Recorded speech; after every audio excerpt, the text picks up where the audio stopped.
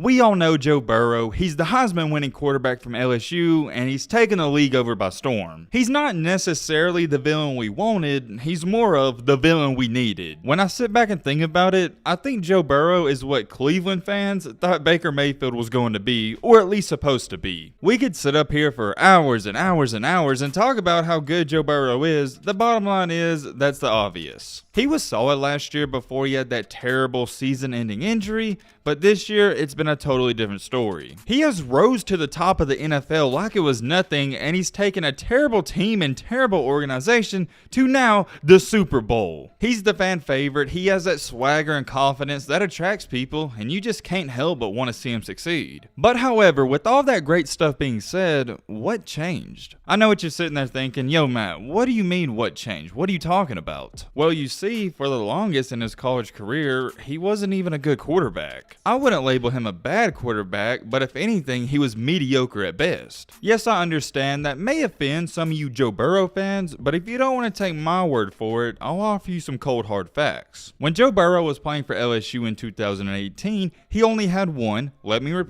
only one game with over 300 passing yards. And in that game, he only had 307 yards against Rice, so it wasn't like he blew it out the water, he barely got it. Not too long after that, in the next season, 2019, he only had one game with under 300 passing yards, and that was in the season opener. I'm not a big numbers or stats guy, but that right there definitely raises the question, what happened and what clicked? It would make a little more sense if he would have transferred to a different school and was playing in a different offense, but he played for the same team in back-to-back years. Let me put it this way, you just don't see scenarios of a guy throwing for over 300 yards one time, and in the next season he throws for over 300 yards in every single game, and sometimes 400 and 500 yards. You may be thinking this is a coincidence. I beg to differ, because there was a play in a game that changed Joe Burrow's career forever, and it turned him into a villain.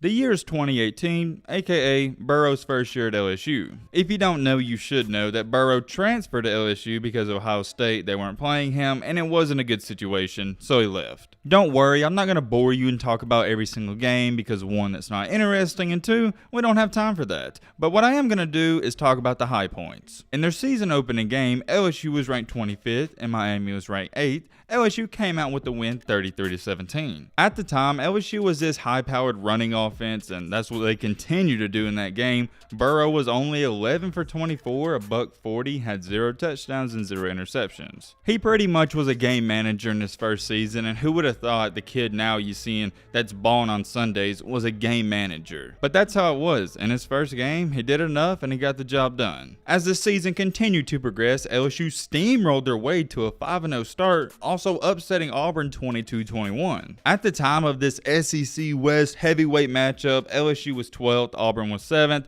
Joe Burrow, you're probably thinking, man, he probably had to have a crazy game, but he didn't. His completion percentage was under 50%. He was only 15 for 34, threw for 250 and 1 touchdown. He had a good performance, but not quite the Burrow performance we would see later down the road. After this 5-0 start, they had a tough 4-game stretch where they had to play 4 ranked teams, including number 1 Alabama and number 2 Georgia. They did lose to Florida. They upset Georgia by 20 points, beat Mississippi State 19-3, but they lost to Alabama 29-0. That's the one we're going to focus on, and it's really a key point. In the Georgia game, you're probably thinking, man, Burrow, he had to go off, but he only had 200 passing yards. A lot of people forget that as great as Joe Burrow was at LSU, in his first season starting all these games, he wasn't too hot. And I'm not hating on the dude, I'm just telling you how it is. In the game against Alabama, he was only 18 for 35, a $180, 0 touchdowns to 1 interception. It's so surreal to think about and go back and look at these numbers because you're seeing a lot in this season.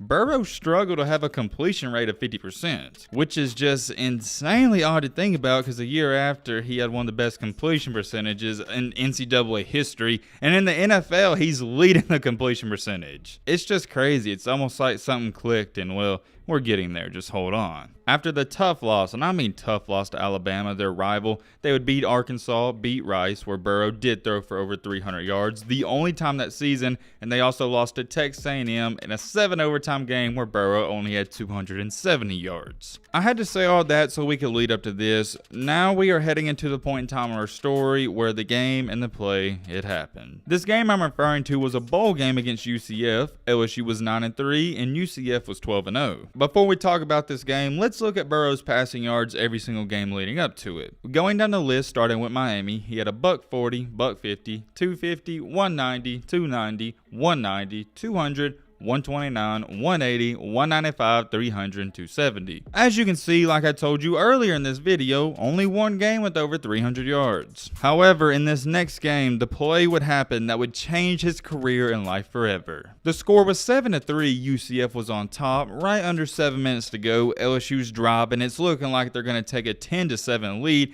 and out of nowhere, Joe Burrow throws a pick. Whenever he throws this interception like any quarterback should, or at least try to do, he attempts to stop the pick six, and yeah, he gets absolutely leveled and destroyed. Was it a blind side or was it a dirty hit? I'm not here to judge that, because you can also make the argument and say he was blocking for his receiver, but here's the part that was unnecessary. After the player laid him out, he started to walk over him and taunt him, and that's where it even pissed me off. It would have been different if Joe Burrow saw you coming and he had a chance to, try to defend himself, but the fact it was a blindside hit and it's on a quarterback, like, come on, dude. Like I said, you can play it back and look at it, dissect it in slow motion. He didn't have helmet-to-helmet contact, so it really looked like a legal play and a legal block. The worst part about it, at least to me, is when you start to get up and taunt them. As a former athlete, I try to understand and compensate. You get emotional and sometimes you do things that if you weren't in a game situation, you wouldn't do, and it's out of your character. You also got to throw in there too, there was extra motivation for UCF players, because number one, they were playing the SEC, and everybody hates the SEC, and number two, UCF's been disrespected. Well, they label it as disrespect. I don't think it's disrespect. This was going around the same time where they claimed they were the national champions, and y'all remember all that, or you should. To say that hit and play was a pivotal moment in Joe Burrow's career may just be an understatement. After that play, I don't know what happened inside that man's mind. I don't know what happened to his body, his talent, none of that, but ever since that play, he's been a different player. Some of you may be saying, and I get it, oh Matt, you're gaslighting it and you're overthinking it, but I don't think I am. I'm an SEC football fan, and I watched all of Joe Burrow's games before that incredible 2019 year, and I don't know where that came from, because 2018, the year I'm talking about, he was mediocre at best. You're talking about a guy, and I showed you the facts, that struggled to have a completion rate of over 50% in almost every single game. And then you mean to tell me in a random bowl game that doesn't even matter against UCF, you get knocked out and out of nowhere he becomes arguably one of the greatest college football players of all time, and now he's on pace to be a great and legendary NFL quarterback. It just really doesn't make sense, and for a lot of casual fans out there, you don't think too much of it because you only heard of and watched Joe Burrow in that great season in 2019. But before that, it was pretty rough. In that UCF game, being down 14-3, which is hard to overcome, LSU came out on top and won 40-32, and Burrow played out of his mind. He finished with 394 yards, was 21 for 34, with 4 touchdowns and that 1 interception. The dude was incredible. I remember watching the game live after that hit, and I'm like, what in the heck is going on? I haven't seen Burrow play this good all year long. Our story's not even close to being over, and if anything, we're just beginning. Going into the next year, everyone knew, okay, Burrow, he's our starting quarterback, but how good is he really? Can he beat the Alabamas and Georgias of the world? Or is he just another mediocre LSU quarterback? Because let's be honest, LSU's quarterback room, besides Joe Burrow for the past 10 years, has been mediocre. LSU fans would never tell you this, but I remember at the time, Burrow wasn't looked at as this great and outstanding quarterback that even had a chance to beat Alabama. Because think about it, in the year prior, they got curb stomped 29-0, and Burrow threw 0 touchdowns and 1 interception. So why should anyone of the fan base believe, oh yeah, we got a chance? I'm telling you, it's unreal. After that hit, he changed into a different quarterback. In their first game of the year in 2019, they beat Georgia Southern. Not going to talk about that too much. In the next game against Texas, this was one of the best games I ever watched. If some of you are wondering or curious as to why I remember these games and why I watch them, number one, I'm an Alabama fan, and number two, I'm an SEC fan, so I like to root for LSU whenever they play Texas because it makes the SEC look better. When you're talking about both quarterbacks played out of their mind, it was great football to watch. Sam Ehlinger, he wasn't the greatest Texas quarterback of all time, but in that game, he was fabulous. He threw for over 400 yards and had 4 touchdowns to 0 interceptions. He had a great performance, but it wasn't good enough to beat Joe Burrow because he was 31 for 39, had 471 yards with 4 touchdowns to only 1 interception. Keyword 471 yards. In the year prior, he never even threw for over 310. Texas offense was keeping up, but their defense couldn't get a stop whenever they needed it. I do want to throw in there too that Jefferson and Chase had a $163 and a $147. You know, whenever you do something good for the first time, people write it off as a fluke. That's what they were doing with Joe Burrow and LSU. They were saying, oh, it's not that LSU and Burrow's good, Texas is just terrible and they're not back. Little did they know in the next 3 games, Burrow would go off for 373 yards, 398 yards, and 344 yards. Very similar to the year prior, they had a 5-0 start until they matched up with number 7th ranked Florida, where Burrow went off and they won 42-28. What was the difference in this LSU-Florida game from the year prior? Well, it starts with Burrow. He was 21 for 24, only had 3 incompletions, threw for 293, and had 3 touchdowns. So he had as many touchdowns as incompletions. I want y'all to look at this and really pay attention. Only a year prior, in which Florida beat LSU 27-19, Joe Burrow, the same quarterback playing for the same team, was 19 for 34, barely over 50%, had 0 touchdowns to 2 interceptions. Do some of y'all not quite understand where I'm coming from? After that hit in that play, whatever you want to call it, he was a different person and quarterback. I know it seems like I'm ranting and raving, but it is beyond remarkable to me at how he blew up and got so good so fast. I'm not big into conspiracy theories, but maybe this is Joe Burrow's twin that nobody knows about, and that Joe Burrow from 2018, he's hiding somewhere. Oh yeah, I want to throw this in there. It's not like Florida was having a down year. They were ranked 7th in the country, so